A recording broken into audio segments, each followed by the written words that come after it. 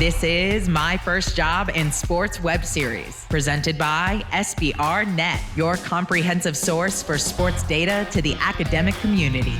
Here are the hosts of My First Job in Sports, Neil Schwartz and Dr. Lindsay Darvin. Welcome to this episode of My First Job in Sports.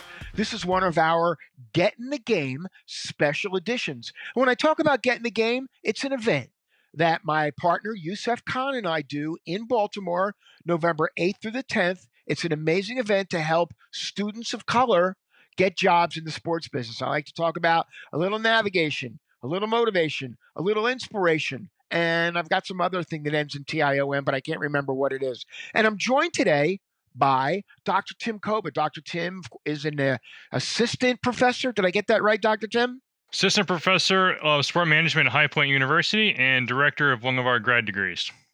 So, Dr. Tim, school started this week for you. What's it been like? What's it been like? School started last week, and first week is always hectic with students getting their schedules, and then the whole drop add period, and then you hit week 2, and things start slowly settling into place. What do you have some good? I mean, what are you teaching this term? This semester, I've got sport finance, strategic management, and then I teach my data and decision making at the graduate level. So all things numbers all the time. You know, you talked a little. I know that sports finance is really one of your areas and one of the places where I've been in class and we've talked and all that. But what do you think of this week's NFL decision to allow private equity firms to buy their way into the NFL? Now, granted, there are some guardrails, but you and I both know what happens to those guardrails over time. They seem to disappear. You know, is this the beginning of a bad trend for the NFL? I doubt it. My suspicion is that they're going to still limit the amount of minority ownership like the other leagues have done. There's not much interest in having domestic professional sport franchises be publicly traded like they have been in the past. Right. Too much money, and there's a difference between profit and cash flow. So here I am talking sport finance. Do it. And you can claim no profit with the depreciation expense, but it shows right back up as positive cash flow. And so when you're talking about billion-dollar subsidies, you don't want as much information out there. So I suspect it's a great way for owners to be able to put together buying teams. It's a great way for existing owners to sell. My suspicion is you're still going to see kind of a curb on the percent of ownership that a minority interest can take. Well, they did do that. I mean, it is a 10% limit on a private equity firm. Plus, the private equity firms have to be approved by the NFL. You know, what I got from it, though, is that, you know, it seems that this gives NFL owners a chance to operate with OPM, other people's money. It seems like every NFL owner wants a new stadium. I mean, and they want to build brand new training facilities, and they all want the best, and they all want, you know, things that, billionaires can buy stuff. They don't need to, go after other people's money in order to do that. But I guess a smart business decision is, hey, if I don't have to use my own money, let me use somebody else's. Also, you think of the amount of money it goes into owning a professional sport franchise. We're now up to $6 billion for NFL franchises. Yeah. The Commanders, I think, sold to Josh Harris for like around $6 million. And so once you're locked in with that rising valuation, the only way you cash out is by selling. So this is a great way to provide an exit route for existing owners to be able to get some liquidity for other things and other passions that they have. I mean, they've said the Dallas Cowboys are worth upwards of $12 billion. So, I mean, 10% of $12 billion is $1.2 billion. You know, I'm sure Jerry Jones is thinking that, what could I do with that extra $1.2 billion? Could I give it, could I get better players? I mean, he's got a great stadium, so I'm sure he doesn't want to build a new stadium. But, I guess, the ability to give yourself a little bit of liquidity, just to use a term that, you used. So on today's edition of My First Job in Sports, we're going to be speaking with Jasmine Brown and Miriam Duen, and they have created an organization called the Total Athlete Collective, where they really work with athletes in order to help them once their athletic career is over. And they work on marketing, they work on sales opportunities, they work on community relations. It's so many areas that athletes can get involved in. And we're speaking today again with Miriam and Jasmine. This is a special Get in the Game edition of my first job in sports, and let's get to it. We're doing things a little bit differently with this edition of My First Job in Sports. We're going to be interviewing two people at once. So I'm going to be working without a net here. So hopefully things are going to go well. So our guest today is Jasmine Brown. And Jasmine is a financial literacy and expert in youth development and other related areas, and part of, what's the name of the organization again, Jasmine? Facts for You. There you go. So, Jasmine, what we're going to do is start with you. What we like to do in these interviews is tell us a little bit about your background, where you went to school, some of the things that you've done, and what has kind of led you to this point where you are right now. Okay, sounds good. So I was a swimmer and tennis player in high school. I have been swimming since I was a little girl, and actually started my first job coaching swimming when I was 14 years old. So I have been coaching swimming ever since. I'm going on 18 years now. Wow. And yeah, so it's actually one of my swimmers did not know how to fill out a check when we were getting spirit wear, and that kind of snowballed into, well, where are kids learning about financial literacy? And eventually that is what made me start my nonprofit, Facts for You, teaching students and athletes about financial literacy. Now, I noticed when I was reading your bio, you actually wrote a book I did. on Yes. financial. Talk a little bit about that. Yeah. So when I started my nonprofit, I did all of these workshops, and I went to different schools across the North Carolina region, and it was great. And the kids loved it. And it's very funny how interested teens are about money when you really talk to them. But I would then leave, and there was nothing there that really continued that knowledge. So someone just kind of kept poking me. Like I had this feeling like, you should write a book. And I hated the whole process. Was not fun because I like numbers and throw money signs in front of them, and I love them even more. But I knew that is what I needed to do. So wrote a book. It's as far from a textbook as possible, but it teaches financial literacy. It's funny. People have tried to encourage me over the years to write a book based on what I know about data and analytics and sports and things like that. And I've been encouraged by a number of people, but I just can't seem to get it off the ground. So I guess that's one of those things that is just not going to happen. So Our second guest today is Miriam Duen, and Miriam and Jasmine are partners, and they work closely together.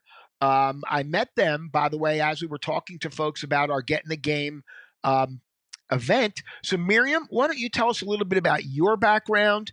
I know you went to an HBCU, so that's going to be a little bit of an interesting part of your discussion. Tell us a little bit about yourself. Sure. Hey, Neil, and thanks so much for having me. And My pleasure. My name is Miriam, originally from Murrieta, California. So if you don't know where that is, that's right in between Los Angeles and San Diego. But essentially my senior year of high school, I signed my letter of endorsement, or my deal, if you will, to go and play softball at North Carolina Central University in Durham, North Carolina. North Carolina Central University is an HBCU and is the illustrious HBCU, if I might say that.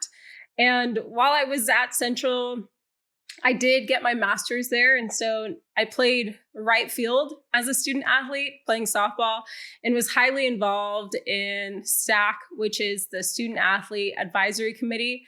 And then had a lot of great mentors and internship opportunities stemming from working with the NFL, Nike, and a few others. But essentially, I studied criminal justice.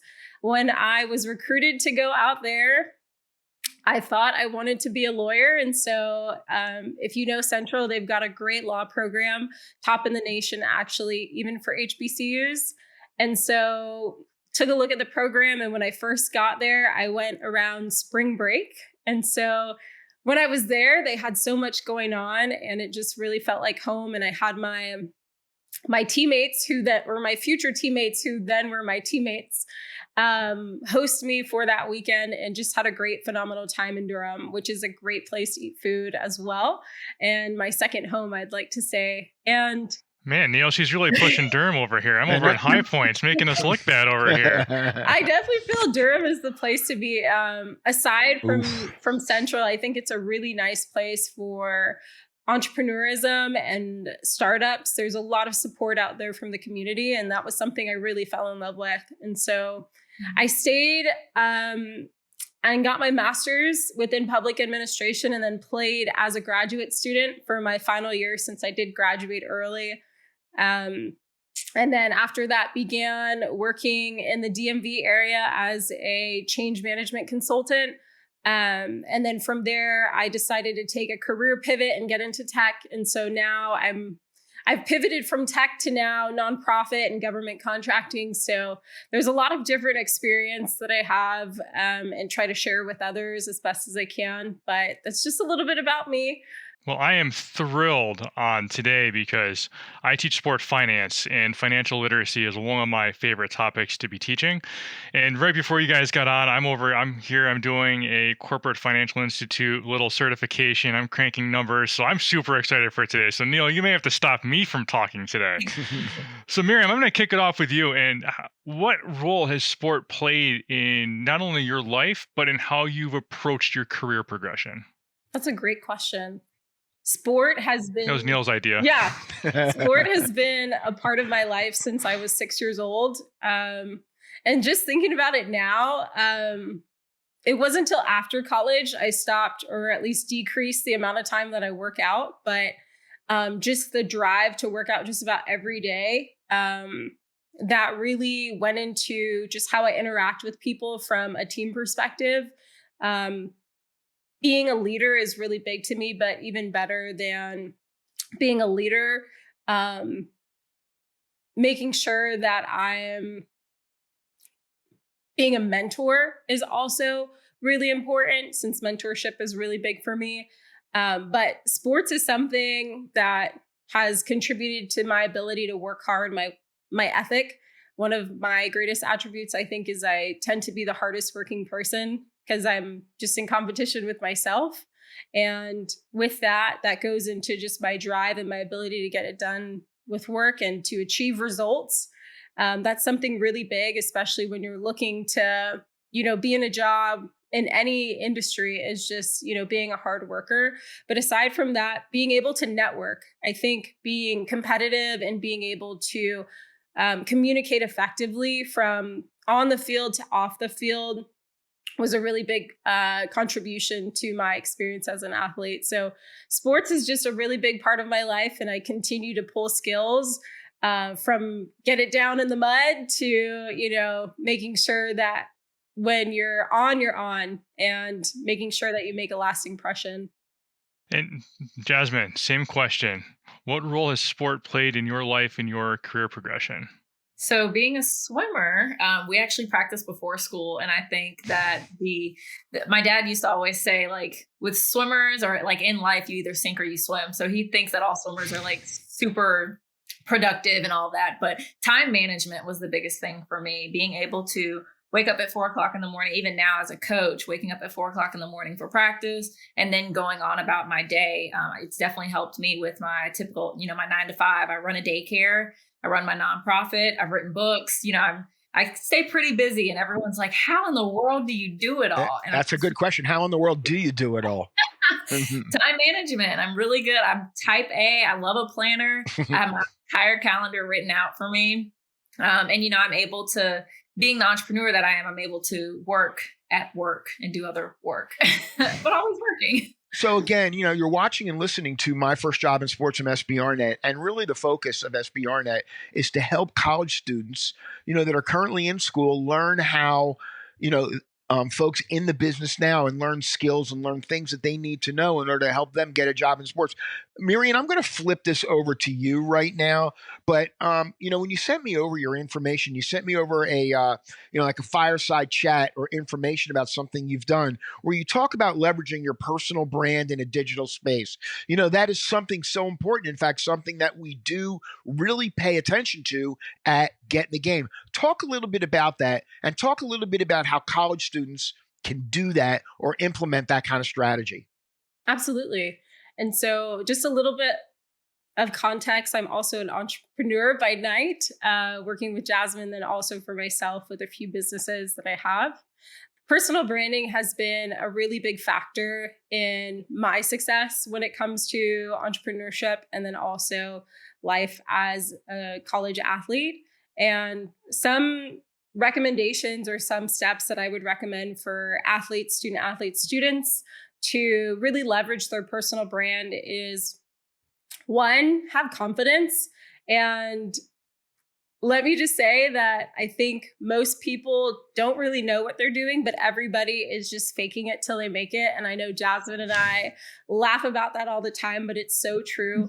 Confidence is infectious. And once you have it, it really can spread. And that goes into your ability to network, which is the second thing, making sure that you're networking with people you never know who you know. It's not about what you know, it's about who you know. And a lot of times it's your peers that are right next to you that could be, in between an opportunity for you. And so being able to have some sort of elevator pitch, I think they still call it, or yes, they do. Yeah, an elevator pitch on, hey, your name, what you do, what you're passionate about, and what you're looking to do. But when it comes to digital space, I really like to encourage folks to, if you have a technical side, to create some sort of portfolio that tells audiences or people about you. You can start with a simple video to make it interactive, or you can even just have graphics and list out a few of your experiences, because that really gives a visual for when you're pitching yourself or when you're trying to convey an image of your personal brand online. And when it comes to LinkedIn and networking, that's one of the recommendations I say is always optimize your LinkedIn. That is, I think LinkedIn now, some people are starting to use it for a dating site, but it's because it's so great. No. It's so great because you've got all your information there, your experience. You can connect with jobs there. There's a lot of job boards and job sites, but making sure that you're confident, you do what you say you're going to do, and making sure that everything you put out there aligns with your brand. I think that's probably the most important thing. Is you never want to put anything out on the internet that can come back to bite you, because once it's out on the internet, it's out there. And so just making sure that before you post something, you just take a second thought and just think, hey, does this align with my business, or does this align with my personal brand? And then the second question of, what would people's response be if I posted this? Would it be negative? Would it be positive? And that can kind of give you a better understanding of the content you're putting out there. Jasmine, we're going to get to you in 1 second, but I do want to kind of expand on something that Miriam said. I met Dr. Tim at an event, and we hit it off really quickly, and I've been in a number of his classes. He has brought me in. I've done some projects with the students. It's been very interesting. But, one of the things I noticed, and one of the things that we talk to when I talk to students about, is you talked about networking and the value of networking. What sort of advice would you give a student, that's never been, never networked before, never, I see so many students sometimes at an event, at a conference, and they're standing alone in the corner of the room, or they're standing maybe with someone from their own school, rather than trying to, network and get and mingle and get involved. What are some of the advice things that you could tell people, students? Some of the advice that I would say when it comes to networking is, don't be afraid, just go for it. I think going back to the point of confidence, that's really big. Make sure you look your best. You want to make a lasting impression. You only get the opportunity to make a first impression once. And so the first impression, I like to say, is the best. But the biggest piece of advice I would say, whether you're networking or reaching out to someone online, is know what you want to get out of that conversation or that initial contact. One, do you want to be mentored?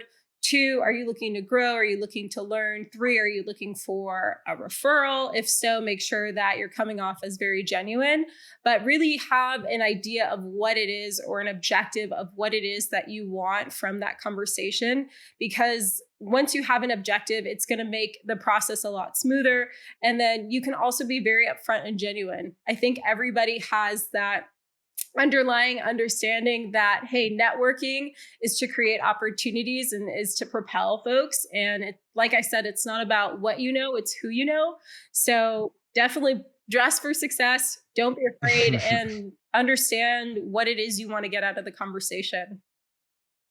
Awesome. Thank you. And so, Jasmine, I'm curious, building on what Miriam was saying, how did you two connect? And then how did that lead into partnering and working together on the nonprofit? Okay, so funny story. Those I are the was best. So I was a part of this mentorship program, I would call it, called the Think Garden at NCCU. And I was connected through one of the administrators there. And she was like, I have this idea. I just want to be able to be a resource to students, staff, faculty, anyone that comes in. And so I was just there as a mentor, and Miriam came in, and, we sat down and talked about what she wanted to do. And she found out that I was an author. And so I kind of gave her just some stuff that I didn't have, because I didn't know any authors before I became an author. And so I was like, well, I don't know if I did it all right, but this is the advice that I would give you. And so she grasped it, she took it. And although she didn't use it right then, eventually she writes a book and actually reaches back out to me and was like, can we reconnect? Because I'm not going to say it was all me, but I think she's being modest. Go for it. She's being modest. It was all her. Yeah. So, we then reconnected, and it was during that conversation she said something, and I had this idea on my heart for a while, and something that she said was like, you know what, I'm going to tell her about this. And I did, and we started our business. So that's how that happened. What's this avocado thoughts thing that you both have kind of on your bios? I was like, what is that? That's all Miriam. Yeah, I was gonna say, Okay, Miriam, then go ahead. Avo Avocado Thoughts is my business. But the Total Athlete Collective is like our shared partnership that we have, our business that we have.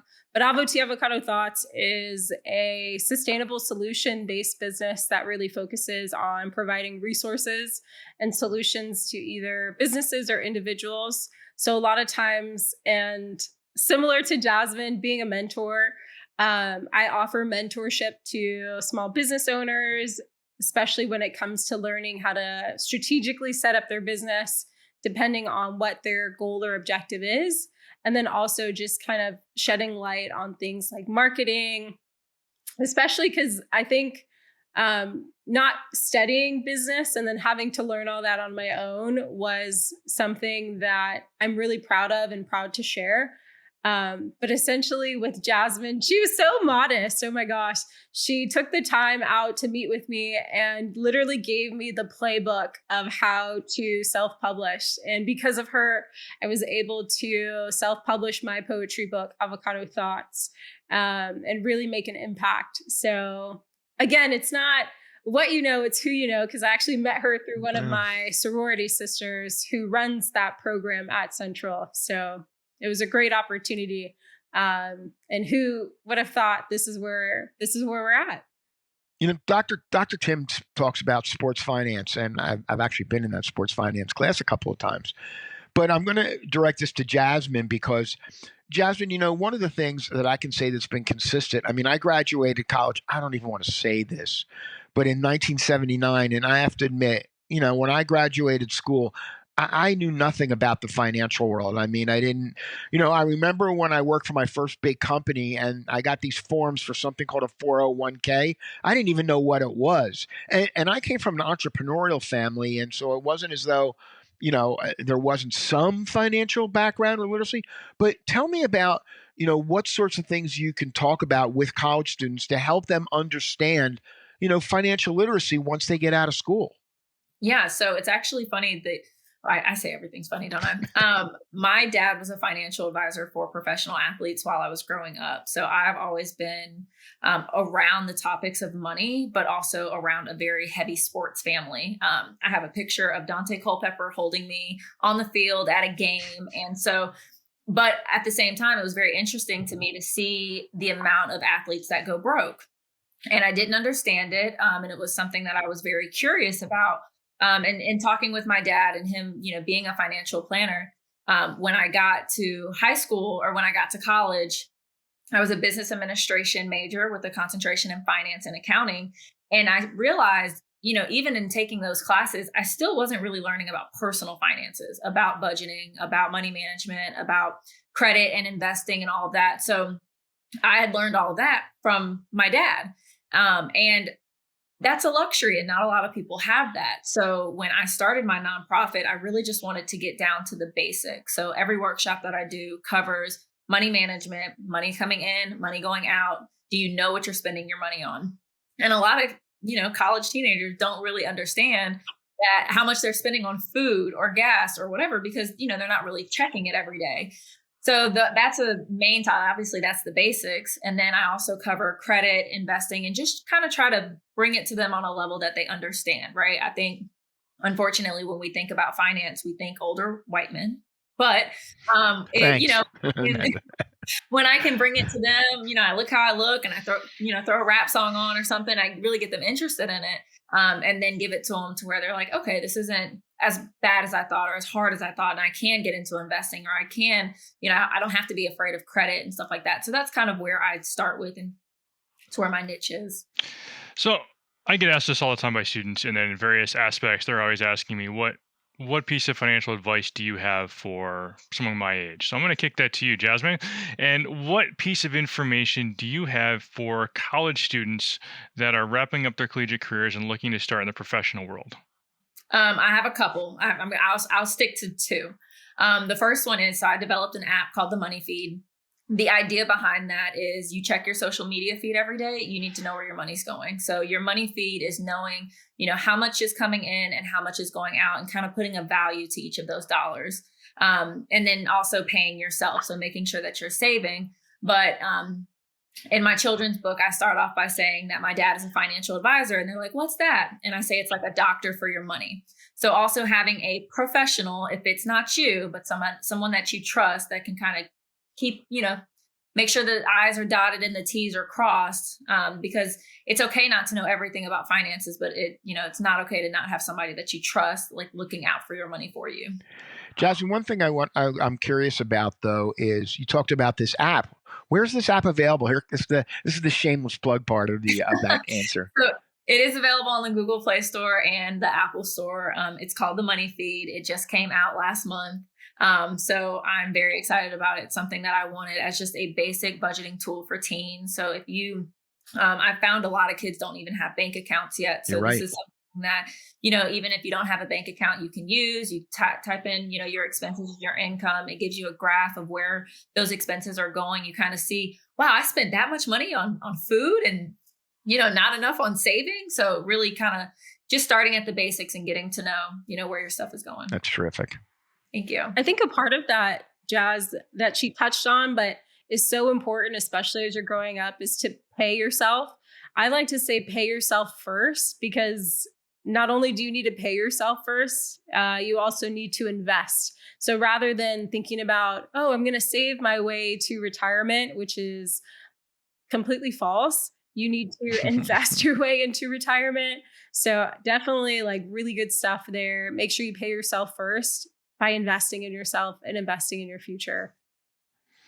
I'm going to add on to this, Neil, because I can't help myself. Go ahead. I always tell students as well is automate it, right? Obviously take advantage of 401ks and any matching, but automate it. That way you don't even see it. It's coming out, it's going in, and look at good funds with low costs, right? And then obviously talk to people who can help you make those wide choices. And so Miriam, I'm going to pivot right back to you. And so we heard from Jasmine on her most important aspects. So what advice would you give to college students that are wrapping up their collegiate careers and looking at the professional world? I have so many thoughts to this question. All right. Well, we don't have that much time. So. We can be here for a little while, so go ahead. My first one would definitely be to make sure that your LinkedIn is optimized and you have a ready-to-go resume. Take advantage of your career fairs or your career development services on campus. Make sure you have that. Also, to get your money right, there are a lot of firms available to meet with people as just like a friendly meeting to show you, how to track and take care of your finances. Get comfortable with a budget. I think that's really big, and making sure you live below your means. And then lastly, I would probably say, don't be afraid to fail. Because people are failing all the time. And I think the more you fail, the more success you are able to obtain. And so having failed so many different times, and I'm sure I can speak for a lot of folks, but I'll speak for myself, making sure that not only not being afraid to fail, but getting back up and and not being afraid to, if it's a brand you want to promote, go promote yourself. Nobody is going to do a better job than you. And then lastly, just find a mentor, find someone who is in the field or is doing what you want to do. And like I said, have an idea what you want to get out of that conversation and ask them, hey, I really love what you're doing. Would you mind mentoring me or providing a few resources to point me in the right direction? Because you never know where you'll end up. And that's why I say never burn a bridge, because it's so funny how you always come back to the same bridge. So Miriam, I really appreciate you talking about the impact of a budget. And actually, in sport finance, I've created the personal budget project because so many of my students have never done one personally. And we talk in class all the time about the fact that revenues and expenses don't change the concept, just the number of zeros do, unless you happen to be one of those super high net worth athletes. And so it's one of those practical skills that we don't spend enough time on that is so necessary. But Jasmine, I kind of want to go back to you and take some of what Miriam was saying and apply it with you. And when you were looking at building your business, how did that come about? What was that process like? Yeah, well, I'm going to also touch on something that Miriam said. Not only mentorships, but internships are a very big thing that I push. Because my first job out of college was actually with a CPA, and she was amazing, but I hated it. It took me 1 year of income taxes, and I was like, I wanted to just rip my hair out. But had I talked to her, had I gone into an internship with her and saw what's a day in the life like for a CPA, I would have known that I'm not going to be able to see as many people and be social, and I'm going to be in front of a computer all day, which, is some people's jam, but it was not mine. So did not enjoy that. I also thought when I was younger that I wanted to be in the medical field because I watched way too much Grey's Anatomy and realized after an internship that all the doctors are not hot and there's not a bunch of gunshot victims. It just wasn't TV, right? So had I not gone through that process, I wouldn't have known. And then eventually, you find your path and you find what you're passionate about. So my thing is to make sure you have your interests outside of your sport. It's very important to always have something that really fuels you that's not on the field, in the pool, on the court, whatever. Because unfortunately, we know that our sports careers don't last forever, right? NFL stands for not for long. So having that backup, having that passion outside of it is really kind of what fueled me, because I was passionate about athletes and about them constantly going broke from the news that I was hearing, and wanting to make sure that I could help that with, starting my nonprofit in financial literacy. Look, I think what you're talking about with financial literacy and the way you're approaching it, I think is wonderful. And I think also I got to give Dr. Tim a little bit of love on this too, because, he's dealing with it, really at the grassroots level, which is talking directly with college students. I want to flip back though to something Miriam talked about. Miriam, I get to talk to college students all the time, and we've got this great event. And, a number of things that, you brought up, I think are really important. Number one is the concept of the elevator pitch. I can't tell you how much or how many times I've told, students, have an elevator pitch, 3 to 5 minutes, being able to tell your story in 3 to 5 minutes. And, I think, but the key thing is tell a story. Don't just give a bunch of random facts and tell a story about, like you did, that you both were athletes at college level, and you leverage what you learned as an athlete to what it is that you're now doing, but what it is that you want to do.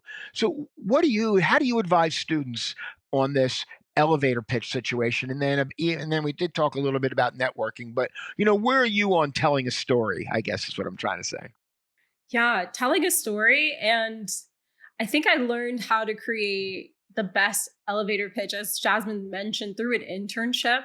I, in my junior year of college, had the opportunity to intern with Nike in Portland, Oregon, and had the opportunity to work on so many different projects. But the most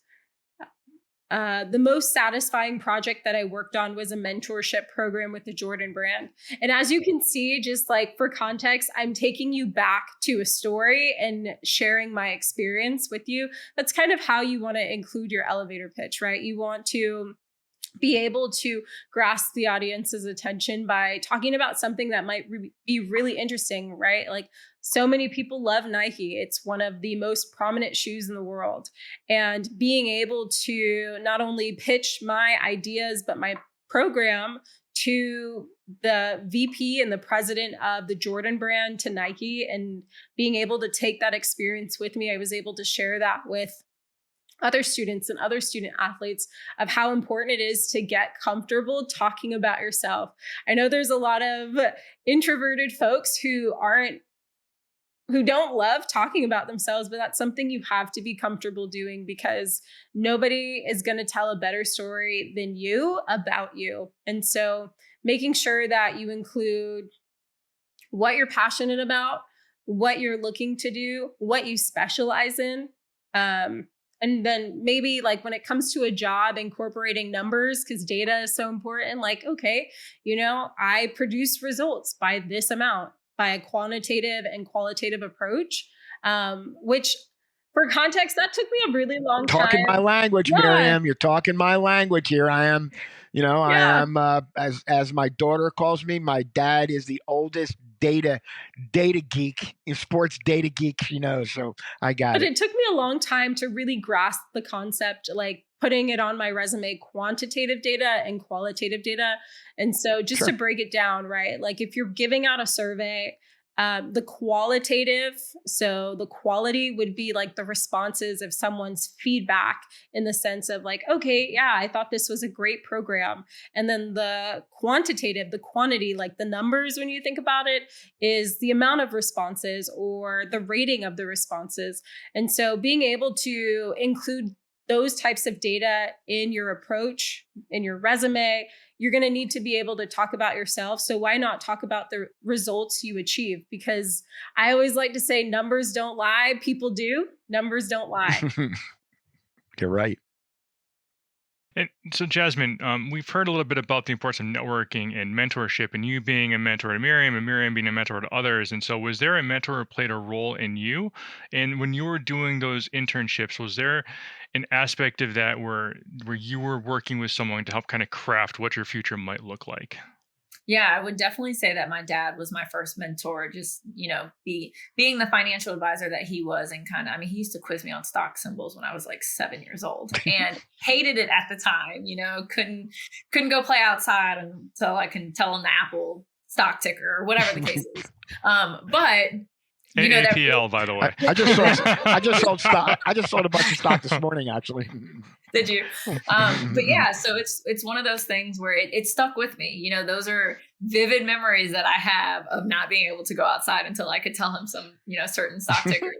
But that played a role into what I'm doing now. And I think that my ability to kind of hone in on some of those memories and share them with others is kind of, it's a great thing. And I'm happy to do that with any other student athletes. And I think Miriam is too. We're just really good with mentors. And that plays a big role in people's lives. I ended up doing my children's book series. It's Money Lessons with Dad. Jasmine's first piggy bank was my first one. And it's based off of a truth like me and my dad. And so he's definitely shaped a lot of what I'm doing now. So yeah. I do have one more thing I wanted to talk to Miriam about in particular, but what are some of the courses that you took while you were in college, if you harken back a little bit, that you felt, were really helped to propel your career? And then maybe what are some of the things that you wish you had taken that you didn't? I could go on. So when I studied for my bachelor's, I got my degree in criminal justice, minored in Spanish. And then when I got my master's, I got a master's in public administration. And it wasn't until I was ready to take on my first job, because I actually thought I wanted to go work for the government at first and had interviewed to join the Secret Service. And then something inside me was like, I don't think this is what I really want to do. Putting my life on the line for just anybody. And so getting shot at has its drawbacks. Yeah, which isn't always the case, but it's like you have to be ready for that, right? That's something that's instilled. You can't really make a decision there. So that really derailed me in wanting to to join the government. And so after getting my MPA, I was like, wow, I really feel like college was a waste of money if I'm being transparent. Because if I could go back, I definitely would have studied something like business administration, understanding between the work I'm doing now and the work I'm doing as an entrepreneur. A lot of those foundational aspects probably would have been really helpful, because now I've trained myself on everything that I know about business, which I know I have so much more to learn. But having that understanding, or at least having somewhat of a curated experience of what business looks like from the more structured standpoint, would be really helpful. But I would say if I could go back, in some resources that are available, they have a Career 101 usually course that's available, which I don't think too many people take it seriously, because the importance of what Jasmine was talking about, writing a check, I don't even think is taught in schools anymore. Nobody knows how to write a check anymore. Gen Zs don't know how to write a check.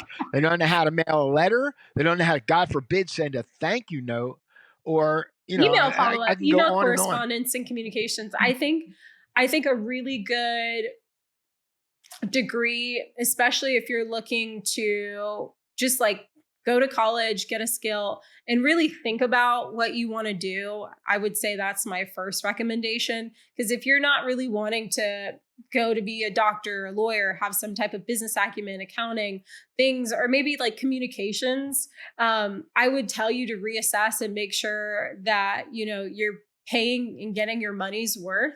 Now, I'm all for going to get a degree, but make sure that it's something that can be used in the long run. Because I think a lot of people are very short-term focused, and you want to think about, okay, in the long run, you need finance, right? We talk about personal finance, communications. Getting a communications degree is actually really amazing, because I don't know how many adults, students, folks I interact with that don't know how to correspond via email or send all caps, and can come off as really disrespectful, which isn't the intention. Yes. But understanding how to communicate, not only verbally, but written communication as well, I think is really strong. So I would say just think very long-term about a lot of the decisions you're making. And I know as a student, it can be overwhelming because there's so much going on, but also get comfortable with your financial aid folks there, because, it's not cool to not have money. Like, go fill out the scholarship application. Like, it's not cool to have debt. Go fill out the application. All right, I'm going to give Jasmine the last word here. And Jasmine, one of the things we talked about is the importance of internships. But how important is it just to get out, like you did, just to get out there and get some experience? Doesn't have to be in what you want to do for the rest of your life, but just get out there and get some experience. Yeah, I think it's so important, because it's one thing to be able to read a book, and I'm going to relate this to being a parent. I'm not a parent, but I do run a daycare, and I cannot tell you how many new parents I get who, first baby, read all the books and are like, I don't know what to do. Like, the baby's still crying. Like, I fed it, I've changed it, we're good. And they just won't stop crying.